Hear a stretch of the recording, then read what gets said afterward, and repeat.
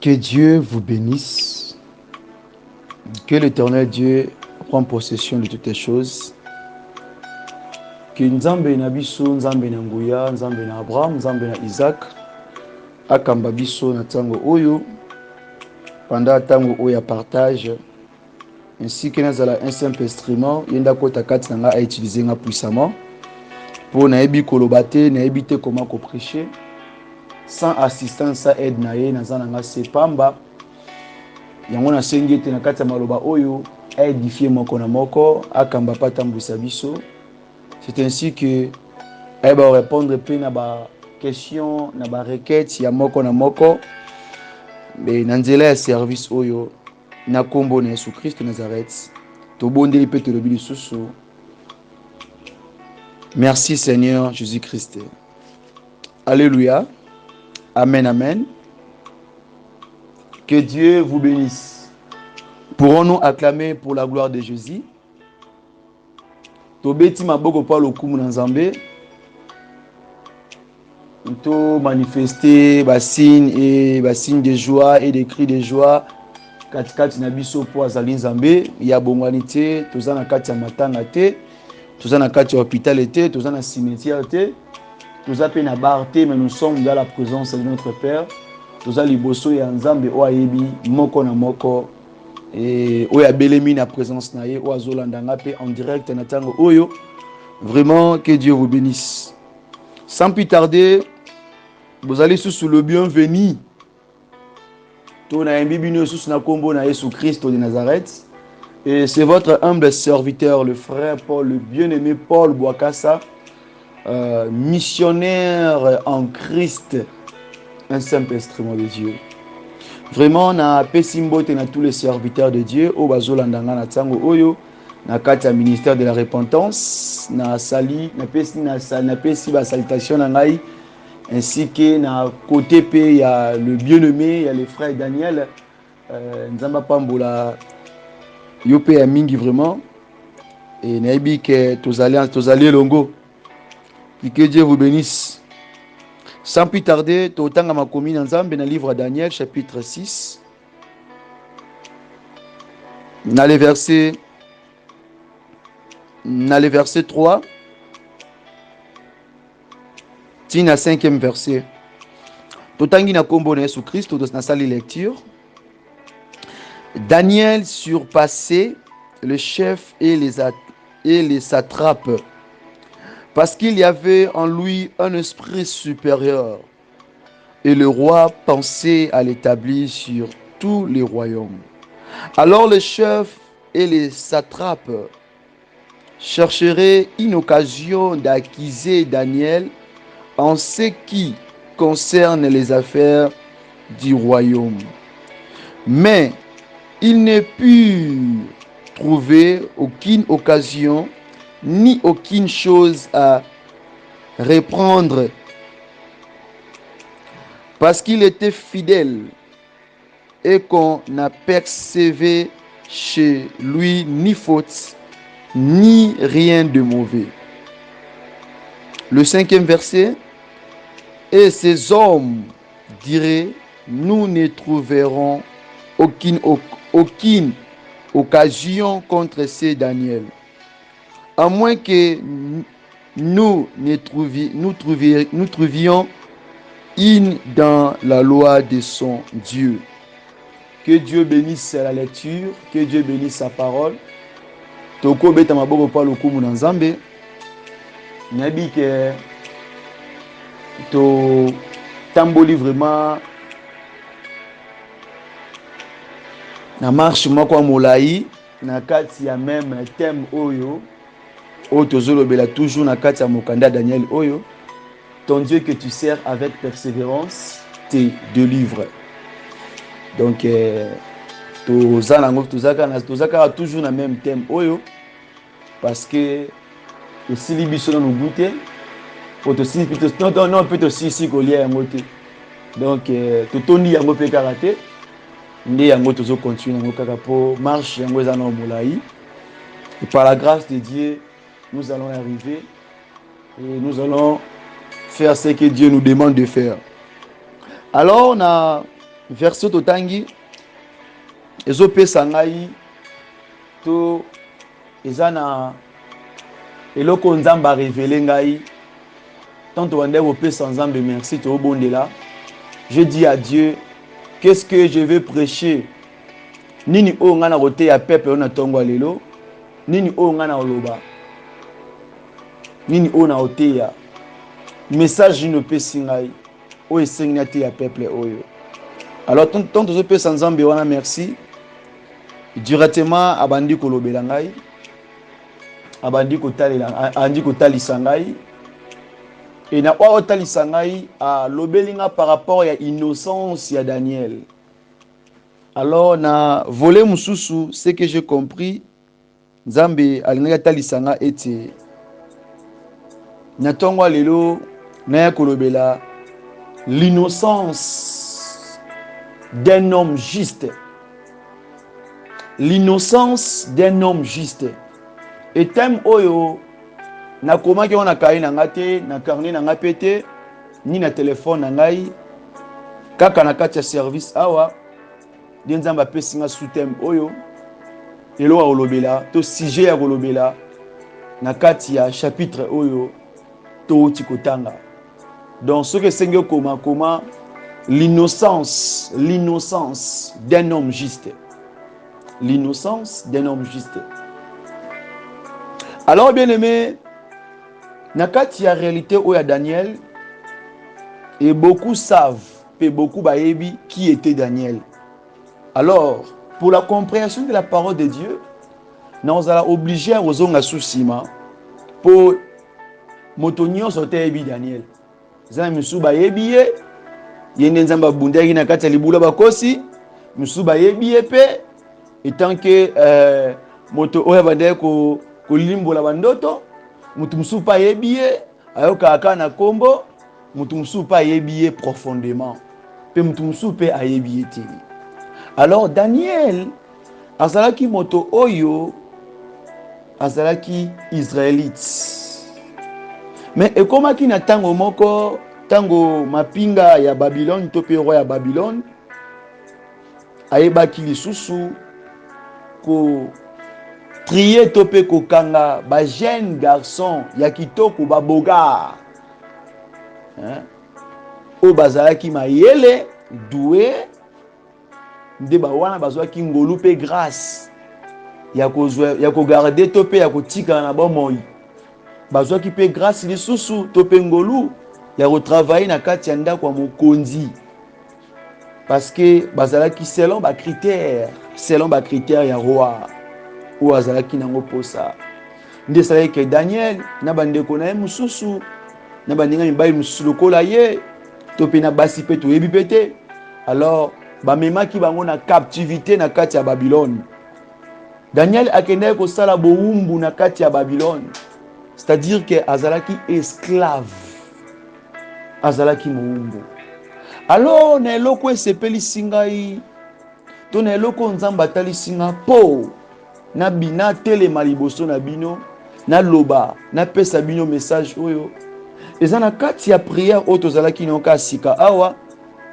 Tant tozopesa nzambe merci, Dieu me parle maintenant amemi nga na niveau mususu ya koexplike nga susu qui est l'homme Daniel.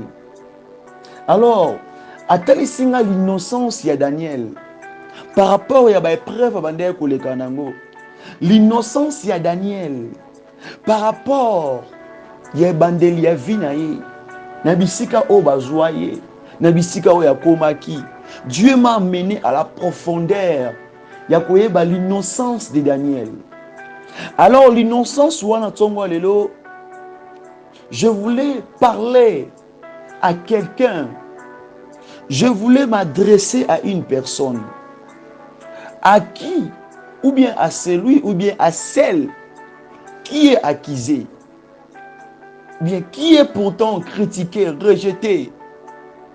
Oh, puis n'importe quoi, Nicolas Kombo na yo, Nicolas vi na yo, Nicolas tantôt pe ya bana na yo na ozo sala. Alors moi je sais pas. La parole dit, na époque ya homme o Daniel, azalaki na ba collègue au bandé kozwa même salaire. Même salaire, je prononce bien même salaire. Parce que bango nyonso bazalaki na titre d'abord moko. Avant d'aller amata titre mususu, amata promotion mususu. Bazalaki bango nyonso na titre moko, bandé kozwa pe même salaire. Alors peut même ndako si je ne me trompe pas. Alors et que c'est passé que tellement ba collègue à Daniel bazalaki na posa bamona shit ya Daniel. Bazalaki na posa bamona bokwe ya Daniel. Bazalaki na posa ya ko éliminer Daniel. Bazalaki na posa ya ko boma Daniel. Bazalaki na posa ya ko tiela poison. Bazalaki na posa ya ko effacer ye. Mais bazoi bate ba kotela wapi? Mabe ezali. Mabe ezana ngo déjà na porte ya Daniel. Mabe telemaki déjà liboso à porte na yo. Mabe telemi déjà liboso ya bana na yo. Mais mabe wana ezoi bate ekota na nzela nini? Eza liboso à porte za okangama. Ezoi bate ekota wapi? Fenêtre pe okangama. Ezoi bate okotela wapi? C'est ça la question de base. Mabe ezalaki déjà. Mabe ezalaka déjà. Mais bisika kokotela canal, pont. La parole dit tango batu wana baosa ba complot likola vie ya Daniel. Mais babosana ki passage au ezoloba ete. Le malheur attend souvent le juste, mais l'Éternel la délivre toujours. Mabe komela toujours batoyo, baobanga nzambe, baotosa Yesu, baotambola na kati ya sincérité, baotambola dans la crainte de Dieu. Mabe komela ka bato wana. Bien-aimé, Daniel cherchait Dieu avec un cœur pire. Alors ses collègues aussi, banda pe ko bondela nzambe. Mais nzambe nini? Ya kombo nini? Ya mboka nini? Et c'est là qui ka nzambe moko ngana toyebi na kombo na Yesu Christo, de seul véritable Dieu. Alors, c'est là qui question moko ou c'est là qui na kati ya mitema et ba collègue ya Daniel. Bien-aimé, oyebi moto nyonso azomema vie na ye na kati ya sincérité, na kati ya crainte de Dieu. Moto nyonso otambwisa vie na ye na kati ya vérité. Moto nyonso otambwisa vie na kati ma vie na kati ya lumière. Moto wana vie na ye ezala lokola vie ya bato nyonso te. Il doit toujours être combattu. Pourquoi? Parce que quand oyazali eza différent na quand o baningane bazali. Na quand o soit bandeko ne bazali, na quand o soit ba collègue ne bazaleli. On a oublié que Daniel bazaki na promotion moko na ba collègue na titre moko. Cela veut dire quoi aussi? Bien-aimé, nous tous toko simba Bible toteya. Toko sakola. Toko prophétiser. Toko exhorter, baebinga bon prédicateur. Baebinga yi mosali moko yoso na oteya. En tout cas mukolo wana ata muto ayoka ate fo yoka. Alors bien-aimé, na koteya, na roki koteya batu, na roki kotondisa ba église, na roki sala ba convention minene, na koki kozala ba membre ata 1 million na kati établissement nazo kamba, na roki koyeba Bible de Genèse tin Apocalypse. Nabi kolobela yango puis kopesa ba verset précis na ratara verset te. Mais bien aimé, soki na kati na ngai bolingo eza lisusu te. Soki na kati na ngai l'amour du prochain eza lisusu te. Bien aimé, peu importe il y a pasteur aux alléli, peu importe il y a apôtre aux alléli, peu importe il y a évangéliste aux alléli, peu importe il y a docteur, peu importe, il y a prophète aux alléli. Attends que tu peux la prophétie en TikTok. ata babengaka yo bishop, ata babengaka yo évêque, ata kutu yango yo yebi na mutu akoma Bible, ata kutu yango oyebi tous les quartiers, tous les avenues à Bible. Bien aimé, oza pamba, okomi lokola ba collègue à Daniel, baza na promotion moko, baza na titre moko, mais baza mise en part. Baza na promotion moko, baza na titre moko, baza na salaire moko, mais baza considéré. Mais baza loin de la face de Dieu. Pourquoi? Parce que bazo pe sa apparence à ba gouverneur, bazo pe sa image. Ya bato ba travailler pour na peuple. Mais non, image bazo pe sa, eza image à soroté. Eza image ya moto oyo. Alati po swa brebis, alati po swa meme.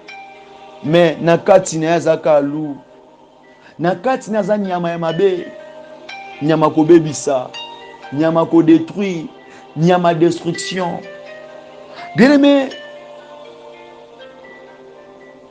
Nzamba lingna lobe na tongo lelo. Parce que yebi ke oke na nzela mabe. Et surtout yo prédicateur. Et surtout yo homme de Dieu tel que moi. Et surtout yo jeune serviteur tel que moi. Bien aimé, Daniel, il a subi des choses sur laquelle que, en réalité comme ça, azaki au terre d'angote. Azaki au terre d'angote. C'est comme si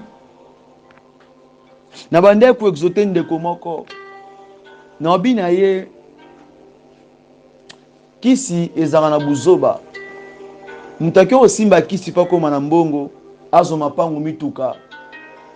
Aza na bilamba, aza na succès, ate ya makasi. Alors, tant asimbi kisi, tantôt na projet na zaki na poste aza na villa, aza na château, aza na jet, aza tantôt na limousine, aza tantôt na mituka oyo reina tango oyo. Mais est-ce que ça li ke azui biloko yango? Tant azui biloko yango et comme il a tant ya monique apema azwa repos, mais abosani ke a signé qui contrat. Abosani ke asala ki impact na mutu moko oye asenga aka nyonso.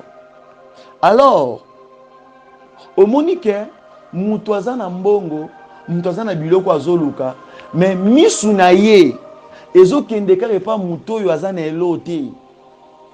Misu ne ezokende kaka pa mutu o tanto. Donc soki batie ye na mutu wana bomo na kutu moye ya ko balancer bango ezati. Po ye puissance azana ngo ezali likolo. Mais mutu azana par terre. C'est-à-dire quoi? Kisi nzela diable biloko wana etindaka mutu aluka azwa azozwa mais azate ko rendre compte na o azanango de amona ka baleki amona ka yazanango te amona ka ya muninga ndeza bien. Pourquoi? Eloko mutazoluka ngona nzela mabe aliaka ngo malamu te. Eloko mutazoluka nzela mabe. Bien aimé, à mon abonné en angoté. Ndé yango c'est passé qui entre Daniel et ma collègue nae. Bazwaka salaire moko, bana poste moko, mais bango misu na bango ezalika et pas Daniel. Pourquoi? Marche à Daniel, et tamboli à Daniel, ko vande à Daniel, ko loba à Daniel, ezalaki différent. Alors tant Daniel azoli mbongo na ye. Devant ba ninga na ewana, devant ba collègue na ewana, ba moi lokola ke yazo ebele koleka bango. Lorsque c'était pas le cas, bazaki na poste moko, bazaki na fonction moko, bazaki na niveau salaire moko. Souvent innocence na yo ndezo sala ete o matabisi ko zali, o koma bisiko zali, okoma bisiko zali. J'aime ces versets. La parole dit ceci. Na kati livre Matthieu. Tanga verso nanga elongo. Soko zuya on a livre Matthieu. Le chapitre 5. La parole est très claire. La Bible dit ceci. Le livre Matthieu chapitre 5, le verset 8. La parole dit, heureux ceux qui ont le cœur pur, car ils verront Dieu. Bien-aimé, est-ce que vous comprenez le verset oyo? Ma commune zoloba ete esengona moto oyo o motema neza peto. O motema neza na rancune te. O motema neza na jalousie te. O motema na eza na haine te. O motema na ye eza kati na ba rancune te. O motema na ye eza kati na koyina te. O motema na ye eza ko envier bomengwa moninga te. O motema na ye eza na esengo na komona o nzamba azopesa ye. Nde makomi ozoloba. Motema moto wana to moto wana yenda komona nzambe. Bien-aimé, bato musu batia barrière na vie na bango. Bato musu ba limita vie na bango. Bato musu ba bloka vie na bango. Parce que lisu na ye ezalaki pas ndeko na ye. Ezalaki pas camarade na ye. Ezalaki pas mwana na ye. Ezalaki pas mobali na ye. Alors na vie na biso bato mutu na mutu azana chemin na ye. Mutu na mutu azana grâce o nzamba asalaka ye. Mutu na mutu ana façon o nzamba otambwisa ye. Alors bien-aimé, motema eza comment? Comment est ton cœur? Alors, ce que j'ai aimé, tango ba satrape wana, ba sali makita, ba zongi na deuxième tour, ba obi tozo mona te dernier okota na vie ya mutu oyo. Tozo mona te comment ya ko détruire vie ya mutu oyo. Parce que, oui bien-aimé, la parole de Dieu me fortifie toujours. J'aime la parole de Dieu. J'aime la parole de Dieu. Bien-aimé, j'aime la parole de Dieu. Laisse-moi te dire une chose. Je peux manquer la maison. Je peux manquer la voiture. Je peux manquer l'argent. Je peux manquer des comptes bancaires. Mais si j'ai Jésus dans ma vie, je suis bien. Je suis bien. Je suis bien. Et j'ai l'assurance. Ma vie est bien. Ma vie est bien. Nakozanga mbongo, nakozanga mapango, nakozanga mituka. Mais soki nazana Yesu, nazana nzambe kati na ngai, nzamba azali kola vi na ngai, azokamba ngai. Waouh, c'est merveilleux. Ya kitoko. Alors, yoka parole oyo. La parole dit ceci. Likolo ya innocence ya Daniel. Ete roi komaki na makanisi ya kotia likolo ya batu nyonso oyo bazaki na ye na poste wana. Bien aimé, tango yo sala bolamu, tango yo sala eloko oyo pona avantage, pona implice ya moninga, pona implice ya ndeko, pona implice ya frère mawabwe, quelqu'un qui est sœur mawabwe. Bien aimé, mto afute za ngate, mto afute za frère wante, mto afute za nzambe. Daniel, il travaillait à qui n'a pensé ne mususu. Alors, collègue nae, bazala qui n'a pensé négative pour Daniel. Alors, bon cœur, les bonnes œuvres de Daniel, ndi bande ko matisaye, ndi bande ko tombolaye, ndi bande ko élever bien-aimé. Alors la parole dit que, alors les chefs et les satrapes cherchaient une occasion d'accuser Daniel. Balobi bien te ba chef wazolo ba awa eza ba chef wazalaki misatu. Ezalaki Daniel na deux chefs wana bakoma 3. Nde siko na kati ba chef wana misatu ntango Daniel amati promotion, amati grade ya sika. Na kati na bango misatu akomi su mokonzi ya baba wana mibale wana. Mais baza titre moko. Donc akomi lokola leader na bango. Bien-aimé, Christ dit ceci, yoka. Alors, tant le diable, quand l'ennemi s'est présenté devant moi, dans ma porte, quand il est là, il est venu pour me tenter. Quand il est venu, il a trouvé rien de lui à moi. Et, bien aimé, balo mabe pona yo.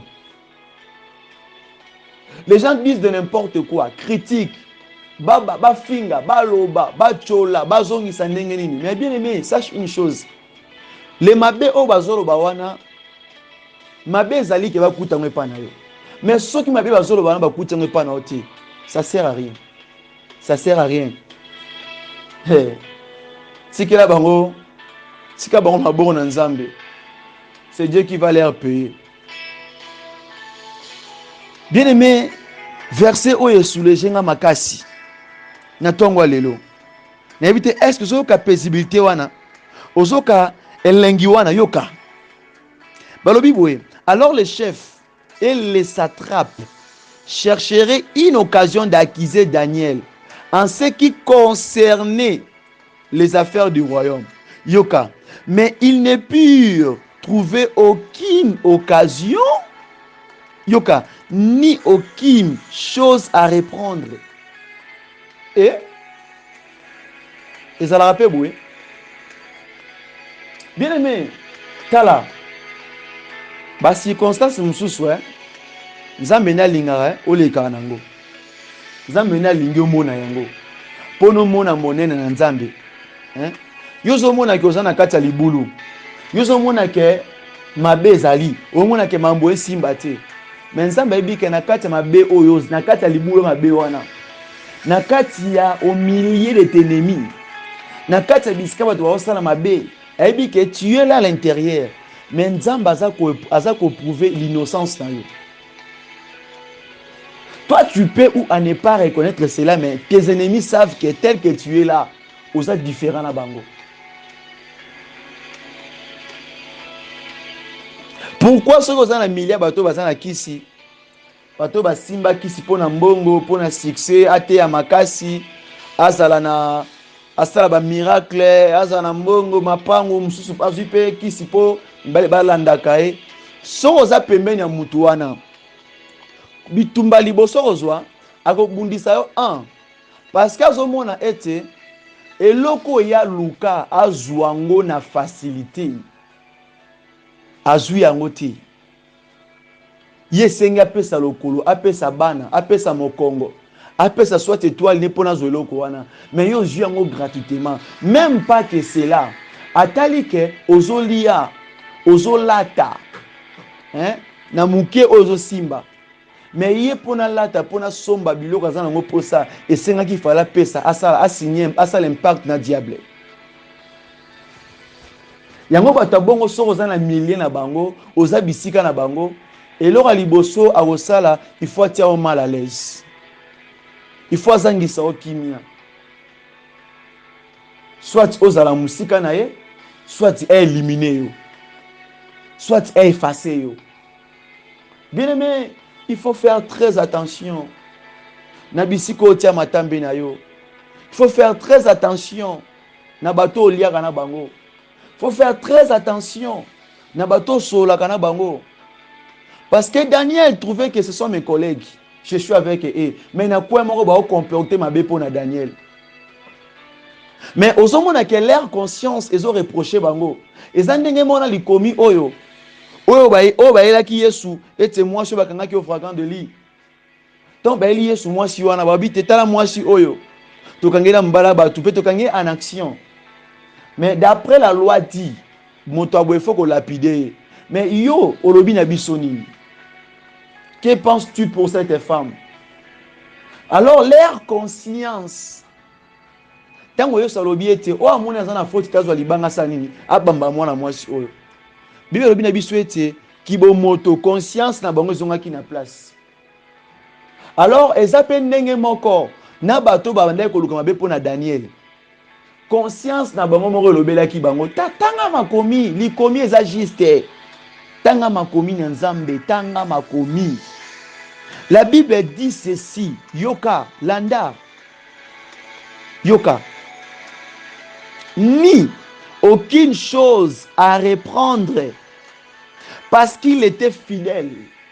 Bien-aimé, l'innocence d'un serviteur de Dieu, l'innocence d'un chrétien, l'innocence Yamoto o même à côté na mosala nzambe. La seule chose où ekosala ke ozala innocent quand tu es fidèle avec ton Dieu. Quand tu le sers avec amour. Quand tu cherches Dieu avec amour. Bien-aimé, ezana ebele ba osela nzambe. Ezana ebele ba osela nzambe. Na lo bango clair na marché monter. Ezana ebele ba obondela. Ebele ba oteya na ba TV. Ebele ba okamba ba otambwisa ba etonga minene otozomona. Ezana ebele ba oteya. Ezana ebele so oteyo bike oui, ça c'est un docteur. Mais bien aimé, ils ne sont pas fidèles. Ils ne sont pas fidèles. Il y a beaucoup au bazaba rebelles. Il y a beaucoup au déjà bateka évangile. Il y a beaucoup au déjà liboso nzambe. Je sais que Mutoyo, il n'a plus de part chez moi. Sort les aboyés. Salaire les aboyés. Alors quand tu es devant des gens, quand vous allez bosser à toi bongo, toi tu penses qu'au travail bien. Toi tu penses que tu seras en paix. Tika, tika, tika, tika. C'est pour cela que Christ a dit, beaucoup viendront, beaucoup. Dans les derniers jours, Seigneur, Seigneur, na teya ki na kombo na yo, na sakola ki na kombo na. Oui, o teya ki na kombo a Yesu, mais ozala ki jaloux. O teya ki na kombo a Yesu, ozala ki rankiné. J'ai toujours dit ces choses ici. Il y a beaucoup des hommes de Dieu. Oh, na betonga bazali, otala pasteur, le bisara pasteur oté. Otala apôtre, le sera apôtre wanate. Bien aimé, moi je l'ai vu et je l'ai vu toujours. Étant que missionnaire, na mona kayango biskana kenda ko sala. Hein? Tu prêches l'amour, mais ozobi que l'évangile oté até. Tu prêches Jésus, Jésus était ceci, azala ki boye, atambola ki boye, mais yo moko tambo atende mona yo songo pourquoi? Parce que tu envies, parce que tu as de la haine, parce que tu as de la jalousie. Nde yango sai ke ba chef wana na les satrapes ba ina Daniel. Ba salele ba complot mabe, ba salele mitambo mabe. Bien-aimé, na linko lobela yo, il a encore temps. Il a encore temps. Peut-être devant toi il y a la mort. Peut-être devant toi il y a l'enlèvement. Même devant nous, il y a ces deux choses-là. Il y a la mort et l'enlèvement. Alors, où est Liboso? Si ce n'est pas la mort, bien si ce n'est pas l'enlèvement, comment est-ce que tu es? Kosimba Bible, ce n'est pas dit que tu es saint. Hein? Ce n'est pas dit que tu es un vrai serviteur de Dieu. Ce n'est pas dit que tu es un élu de Dieu. Car la parole déclare ceci, dit que il y a beaucoup d'appelés. Il y a beaucoup d'appelés. Tout le monde est appelé. Tout le monde est appelé. Tout le monde est appelé. Mais il y a peu de lits. Oui, mais il n'est pas encore trop tard. Et surtout nous les prédicateurs.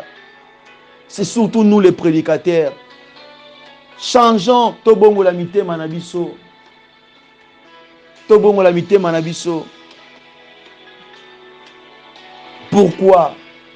Alors, même les satrapes, Bandai Komona, ta moi jeune, ta moi jeune frère Oyo, Aïna Mboka Nabiso, Mana Saiso qui mou 15 à 20 ans, Natanga Ponazo Poste Oyo, Ya Sali 15 à 20 ans, Kara Ina na Pamba, Natike les places Oyo. Demakambe Koma, les Lona Katia Tonga Nzambe, les jeunes serviteurs, ba respirate, ba pémarate, pourquoi?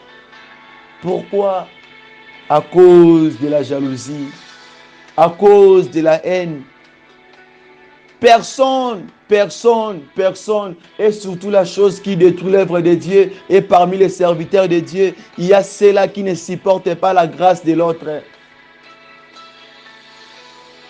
C'est la seule chose qui détruit aussi l'œuvre de Dieu, parce qu'il y a ceux-là qui ne supportent pas la grâce de l'autre. Bien aimé, si Dieu fait grâce, n'a pas 5 ans, si Dieu fait grâce, n'a pas 10 ans, si Dieu fait grâce, même au veillard, et pourquoi pas Quand Dieu fait grâce dans mon toit pembe na yo, pourquoi pas kotika ye asala loko nzamba permettre, nzamba pesier accès à ça là. O nzamba tieli kabokati na ye, pourquoi pas? Daniel, bazaki ba collègue na ye propre.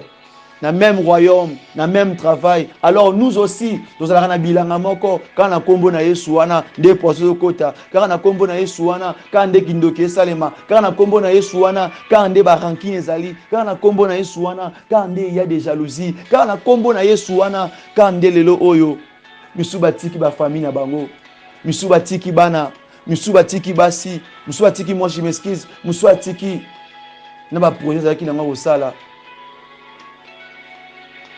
Likola ba o babatami na kombo na Yesu mais basé ya Yesu te basé belé mingi ba olandanga bazoka ngana tango basé belé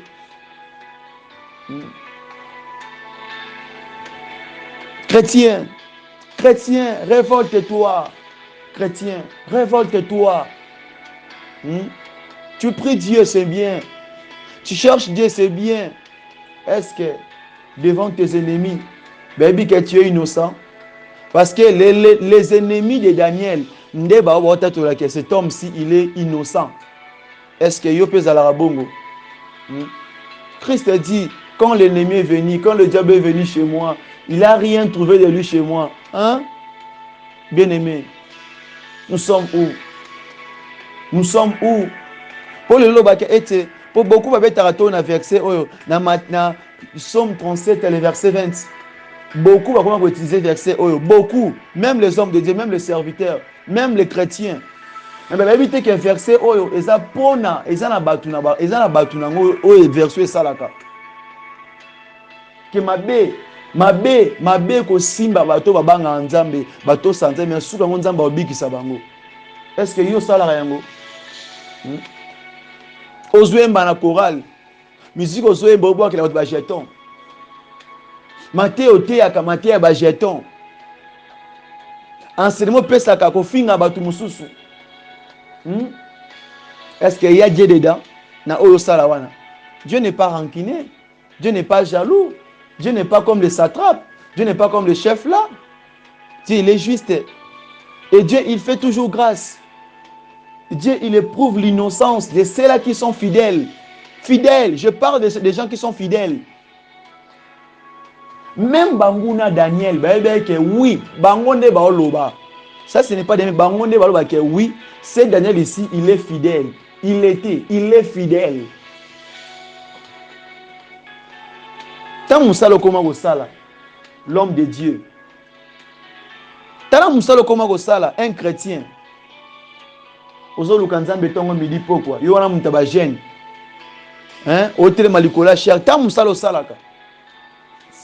Yebisanga, wapi fidélité. Wapi fidélité. Wapi fidélité. T'as bien aimé toi Baka. Oui bien. Mouto a violé. Na mouto a violé. Baye banaka. Baye banaka. Parce que ce qui moutoana oyo a recevoir qui coup oba viola qui. Peu importe un mot oya oloba. Nicolas vit à moto a violé et vous en impact.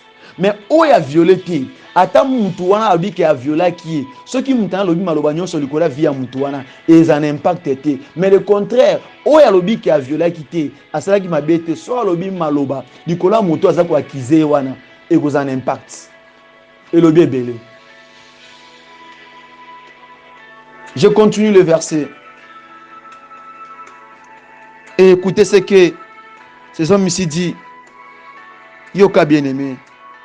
Et qu'on a persévé chez lui ni faute. Babi, tokuti pas naye, faute ezalité. Tokuti mabe mongote pas Daniel wana. Alors bien-aimé, yo mabe combien okuté pas na yo. Bakuta mabe combien pas na yo. Sans parler kotonga.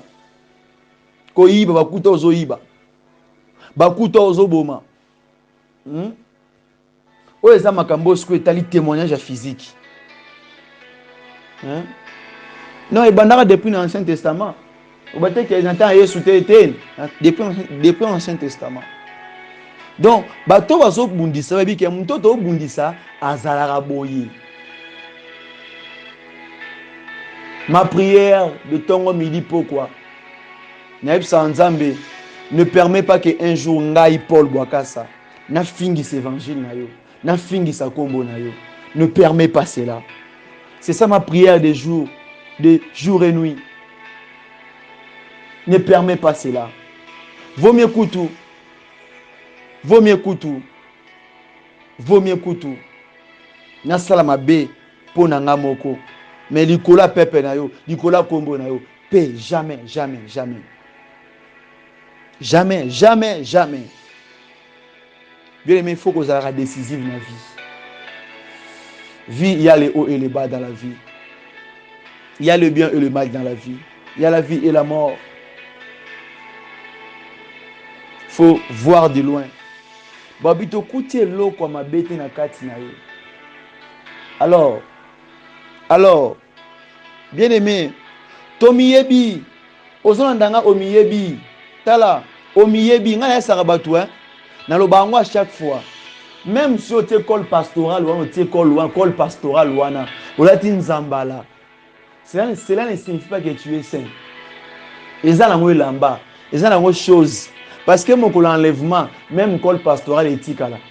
Même Zambala est éthique là. Même Bible auto simbi livre est éthique là. Pour élève et matakuna il koza eza corps ou eza saint. L'âme. C'est très important. C'est très important. C'est très important. Fidèle. Tala musala o sala ka fidèle. Fidèle. Banda okanisa. L'innocence. Daniel azalaki na Babylone, na pays où masumu azalaki makasi, mabe azalaki makasi, main. Akomaki te babylonais. C'est ce que j'ai aimé à Daniel. Mais yo suite, il y a réalité moko boy. Mais yo suite, il y a vie moko, il y a kambomo okutana ki nango osedaki hein. Mais au bout ça n'est qu'un jour, diable va reposer question. Alors tout na ko zara nzambe to zara ngai. Tango bezo nzambe bishi okosi. Webi na nema boy, webi na momo boy, osala bozong sarabe puis okoi na sets. Alors, pour en finir, il dit ceci, ni rien de mauvais.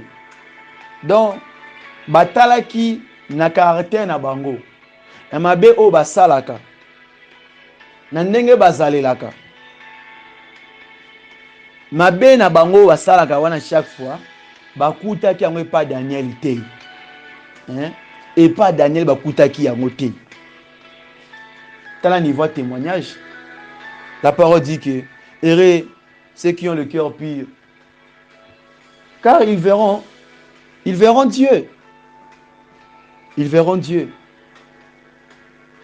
Bien aimé, debisika oyo, et au senga na yo bakisali komi oyo zoloba ete na livre Psaume 7, chapitre 7, le verset 16. Tanga verset wane osunga yoka makomi zoloba ete il ouvre une fosse, il a creusé et il tombe dans la fosse qu'il a faite. Sikoyo ba verset le barake, toute arme sera forgée contre toi sera nul et sans effet. Na verset zoloba ete ba robundisa yo ba rolonga yo te. Na verset do tangi ba verset nyonso esala ke o monguna azobongisa pona yo donc ekomi sans verse nzamba azongisela yango bango moko nde siko na point oyo okomona ke tango monguna ya ameki akuti te eloko ne kati na yo nde siko mabe wana nde kobongisa pona yo ezongeli ye moko. Acclamons pour la gloire de Jésus. Acclamons pour la gloire de Jésus. Je parle nazolo bela innocence. Il y a un homme juste. Et juste wana, même à Tanamokili Oyo, les hommes peuvent savoir cela.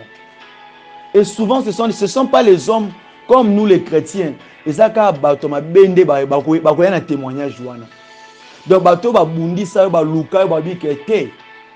mutoyo totiela ye mutambo aboye tozongisa boye me tokuta ye nango te. Yango monaka si un païen a telemi a fait sa témoignage pour un serviteur de Dieu, il ne faut pas besoin de témoignage ou un hasard. Il sait pourquoi il a dit cela. Il sait ce qu'il a vu na kati ya mutu wana. Yango monaka na kati ya ba quartier bovandaka tovandaka ils ba fidèles ba chrétiens oyo. Donc devant mon paka no mo bazan eloko lobate. Pourquoi? Parce que mabe oyo asalaka yo po salaka yango. Beaucoup de na boîte de nuit. Bozara kuna soki na night ni na yebite. Yo na eboka bolaka vers moko. Bozo mela bombe bino mbale yo na ye. Boza na même couloir. Yango omona ke batu mususu pona lo batso akebiska on parle ba kaza chrétien. Il faut à la gauche na droite. Pe bato ba yebi ete na ko ba kaza chrétien. Ba o ba yebi na couloir wana olobate. Pour yebi ke baza na misala moko. Bien-aimé, prêchez bien, enseignez bien, parlez bien français, chantez, aux voix moko, yadu, kitoko, koeba ko animé, kozongi sabwe, toutes ces choses-là, cela ne fait pas ton innocence. Cela ne prouve pas que tu es fidèle. La fidélité d'un homme juste, c'est quand il suit les pas de son père. C'est quand il marche selon ce que Dieu dit. Bien-aimé, naebisio malamu pe na bandeli. Ezala yo ezala ngai. Tu as des choses autres de la vie. Ce qui a liboso et cause à la liwa. Ce qui était l'enlèvement, mokolo yo so kozonga maranata. Mais tu éviter, ngana tozo vivre. Est-ce que enlèvement au bandara na tana biso mbala moko to éviter. To liwan des alobi na biso to yebite. Alors linga na misu na ngate Paul, linga na misu a pasteur na yo te, linga na misu te ba collègue na yo, linga na misu te ba bisiko vandaka, mais linga na misu nzambe ozala juste, ozala innocent na o nyonso se pasara bisiko zalaka na bisiko vandaka na lobana esa nzambe na bi na betaka tolo na biloko na lobaka tanto ke eloko beloko be ngai Paul o amona ke na sala yango aya ko luka ngai. Pourquoi? Parce que na ibini na okamba vie na ngai. Je n'ai pas honte. Je sais que Christ m'a transformé. Christ m'a changé. Je n'ai pas honte. Bien, mais la parole dit vaut mieux obéir à Dieu qu'aux hommes. Oui, souvent au cause de la décision mususu na mishu abatu. Au col bate moi, je continue toujours de prier matin, midi, soir et je ne vais pas relâcher. Et chez tes ennemis, et comme il y a combat, et comme il y a problème. Mais pour l'instant, natango oyo, obimi mutumabe, mais à un moment donné, on peut ça y raison. Ah, vraiment, il craint Dieu. Ah, vraiment, il sert Dieu. C'est-à-dire qu'il y a autre décision. Tango zoyango, ezabilo musu tango zolo bayango. Batu mususu au bazan la même esprit que yo, ils vont d'abord te combattre, ils vont d'abord te critiquer, ils vont d'abord dire n'importe quoi pour toi parce que eux, ils voient ce qu'ils voient, mais ils ne savent pas qu'est-ce que Dieu te dit. Ils ne connaissent pas pourquoi Dieu t'a dit de le faire. Ils ne connaissent pas pourquoi Dieu t'a dit de répondre comme ça, d'agir comme ça, d'appliquer comme ça. Mais après quelques temps, après quelques moments, car même Batouana, oui, tu avais raison. Tu avais raison. Tu avais raison. Tu avais raison. Bien-aimé, vaut mieux être innocent devant Dieu que devant moi, Paul.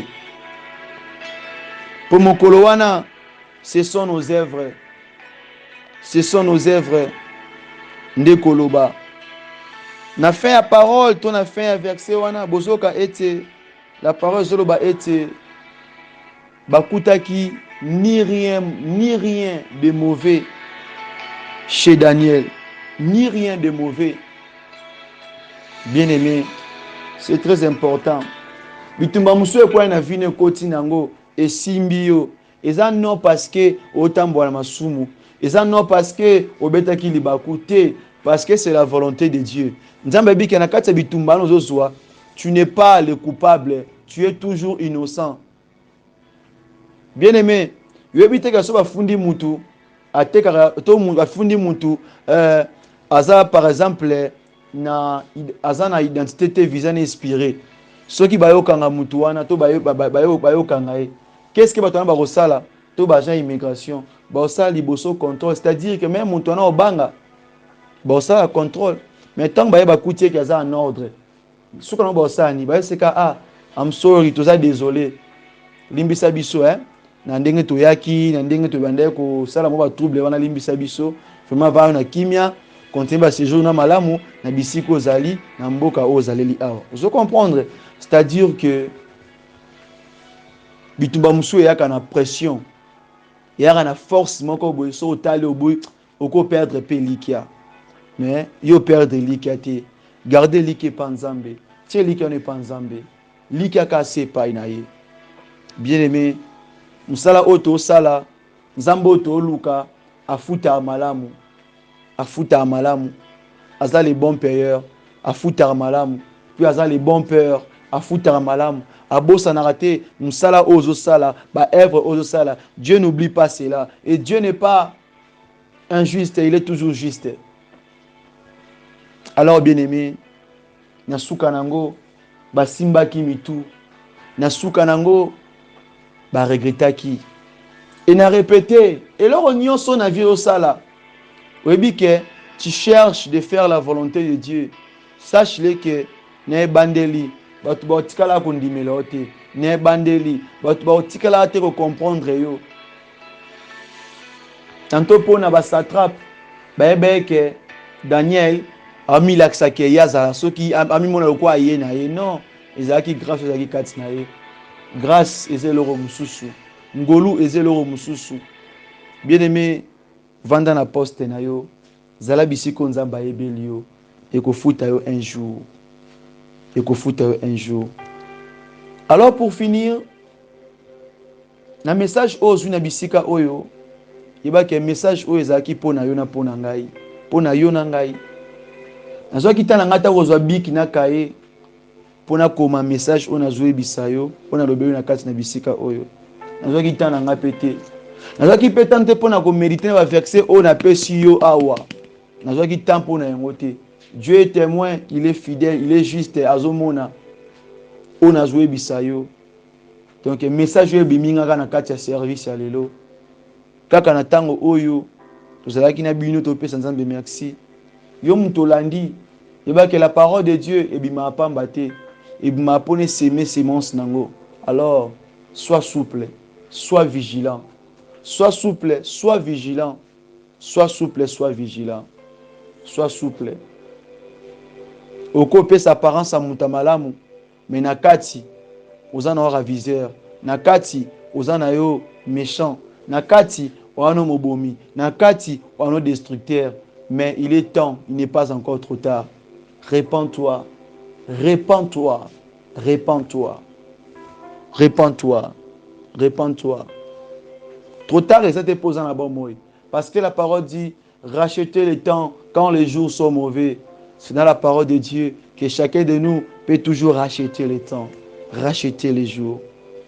Chers bien-aimés, soyons souples, soyons vigilants.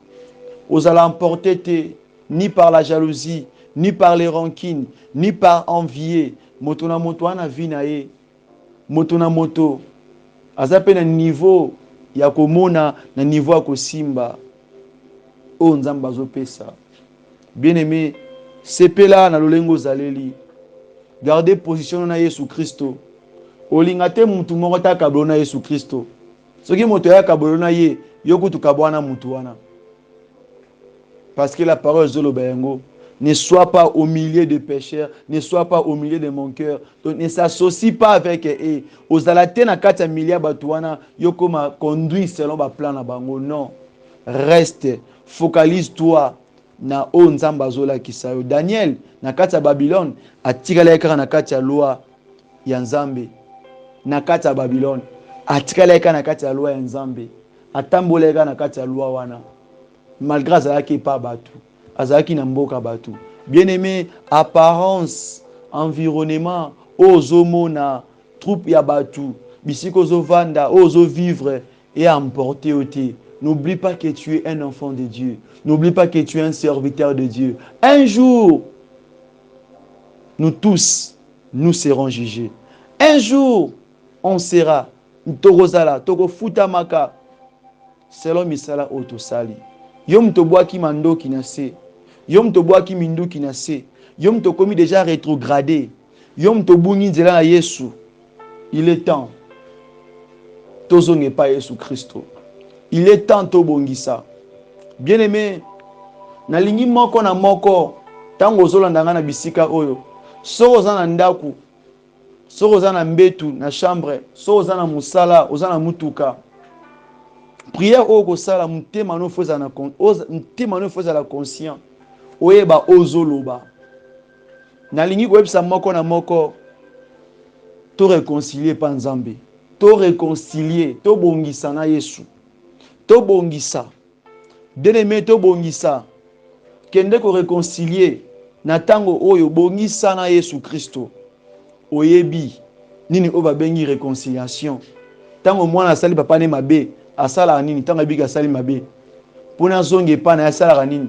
Muswa kendaka, ayi papa na melaka, swati alingaka trop koka, swati alingaka to golia soso, arosombele soso wana ayelie yango. Et puis tanga pesi yango atazana kanda ami kitisi na se soit afukami abandi ko sipie yango moko na tango oyo lokola biso epesa me biso kaka prière moyen moko ko bongisa na Yesu Kristo yango wana oyo kimaloba oyo kota na chambre na yo to bisike zwami yo so esenge fukama bongisa na Nzambe fukama bongisa na Nzambe fukama réconcilier tozalaka après po to ebité tu es bilobité, tu es bi apprêté, tu es bi sima apprêté, donc tu es bi sans Nzambe. Yo landingo yo kingai na motiver yo obondela, na motiver yo otelema. Yo pe mosali o bunga kinzela, okotaki na vie mabe, okotaki na vie moko o ezo pesa, ezo fingisa kombo na Yesu Kristo. Bien-aimé, kitama bolongo na se, soué sengola na se la na se. Commence déjà à prier. Banda Robodela, commence déjà à prier. Commence déjà à prier. Hein? Bondela ebi sans Nzambe. Lobela Nzambe. Lobela Nzambe. Message on a ebi suivi malamu ke na koma ki mate ya ote. Na koma rappel donc ezaka grâce. Ya grâce ya Nzambe, ezaka ngolo. Na ba verset oyo na medita ki na ngape na ngote na tanga ki na ngape ya ngote alors yenda pesi biso yenda lobeli biso et puis ma conscience ebi o na zoloba ebi pe o na yoki na kati maloba ebi na kati na bisika oyo alors chacun de nous nazo supplier nazo bondela yo nazo ebisa yo ndeko na ngai mama papa Zwa position malamu to bondele longo. Moto na moto abongisa to réconcilier to bongisa na Yesu Kristo. Il est temps. Il est temps. Il est temps. Prière alelo zaki pona yo. Zaki pe pona ngai. Mais zaki vraiment pona yo. Dieu sait pourquoi abimisi maloba oyo. Apesi biso maloba oyo. Okanga motema te. Kokanga motema te lobela Nzambe wana azoyoka yo il est là sola Nzambe wana yebisa ye yebisa Nzambe wana bondela bisike zwami yo bondela bisike zwami yo bien-aimé zwa tano pona lobela Nzambe tokomi na suka tokomi na suka service oyo yebisa Nzambe réconcilier bongisa na Yesu Kristo okosa ngame okosa Nzambe te okosa mama bana yo me okosa Nzambe te okosa papa bana yo me okosa Nzambe te okosa pasteur mon serviteur kambaka yo me okosa Nzambe te po azomona nyonso, amona nyonso. Yebisa Nzambe, yebisa Nzambe. Tokomi na suka service oyo. Prends juste ton temps, même petit minute wana kaya kolobela Nzambe. Et message ezaki tellement molai, mais nasuki bisika Nzambe bisinga nasuki ça. Tolobela Nzambe. Oh Yahweh, Seigneur, je m'approche encore devant toi. Seigneur, naye kolela, naye kopusa na liboso na yo Seigneur. Ya kotalisa yo incrédulité na nga moto oyo. Ya kotalisa yo niveau ya infidélité ya nga moto oyo Seigneur. Ya kotalisa yo kasi moto oyo ya mabe oyo nazali liboso na yo Seigneur. Parce que lolengo linga azala Seigneur, eza lolenge oyo te Seigneur, nga nazaleli Seigneur. Père de gloire, nazongi lokola mwana, nazongi lokola moto oyo abukaki mibeko ayepai na yo. Nakiti mabolongola nga na se, naye koluka refuge ya solepa na yo Seigneur. Père de gloire, je me réponds de mes erreurs. Ramati abashanda. Oh, Remondo Robo Ikante. Père de gloire, na yo senge pa na yo Seigneur. Père de gloire, naye kogumba mana kiti pa na yo Seigneur. Yesu na nga yambanga na tsongwa lelo. Alina zala se mwana, nazala se un simple instrument Seigneur.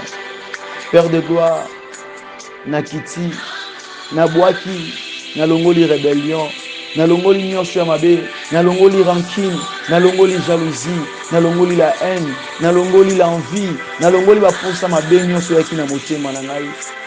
Kolula nyonso yaki na motema na ngai Seigneur. Nalongoli yango Seigneur. Nazongi mwana, nazongi ses serviteurs et pas na yo Seigneur. Seigneur, Père de gloire, je reconnais mes fautes Seigneur.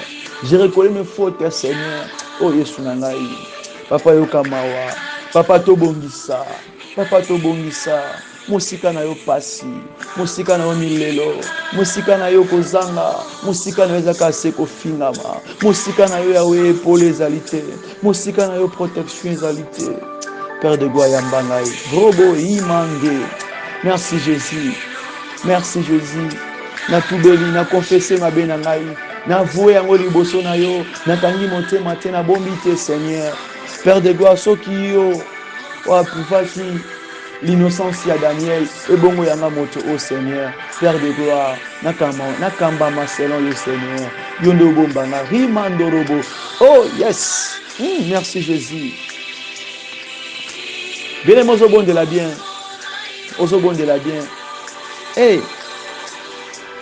Natatoli monene nayo sambe na bomo. Thank you Father, thank you my Lord. Romando roboshinda. Liboso na yo Yahweh totatoli monene nayo. Tika ete Nzambe ayamba oyo na tsongwa lelo elengo zongi epa na ye. Nzambe accueillir yo, Nzambe accueillir yo, Nzambe ayamba yo, amona yo, ayoka lusambo na yo bien-aimé, a recevoir yo na tsongwa lelo na kombo na Yesu Mesia. Kaka ndenge obondeli qu'il soit ainsi esalema bongo semaine oyo tozobanda oyo kosala oyo kosimba o mwa loboko na Nzambe eloko moko te kabola na Yesu Kristo.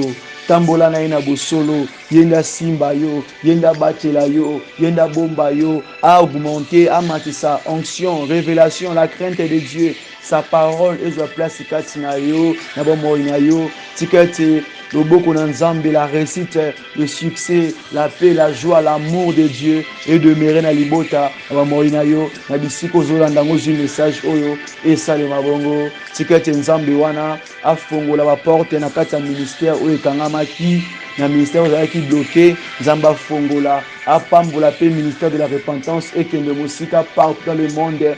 Afongola ba porte yende azala succès, yende azala sponsor, yende azala mutu, yende akamba biso, yende apesa ngai pe moto oyo apesi ngai lisusu force ya kotelema liboso na bino, a renforcer ngai lisusu dans la moyen nyonso, dans la spiritualité, dans la physique, dans le matériel, na finance na nyonso, nzambe afongola po ete nakoba kosala mosala oyo nalongwa te nazala déconnecté te na kati ya présence na ye na kombo na Yesu Mesia. Le bonheur et la grâce et accompagner moko na moko kobanda sikoyo pe kino tokotambola te libela na libela na kombo na Yesu Kristo.